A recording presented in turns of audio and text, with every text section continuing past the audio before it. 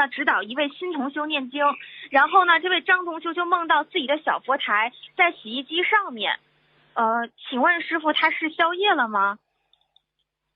根本不是宵夜洗，我根本在洗衣机上面，说明他的佛台不好啊，脏了。因为现实生活中这位张同修在指导新同修念经的时候，他担心自己有做的不如理不如法的地方，因为他让新同修要许愿念1000张小房子。对啊，肯定的呀，不好的呀。这都不好。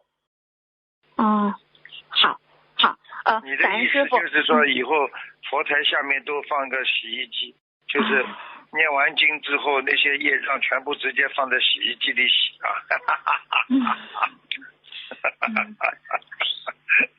聪明啊，聪明啊。好，对不起，感恩师傅。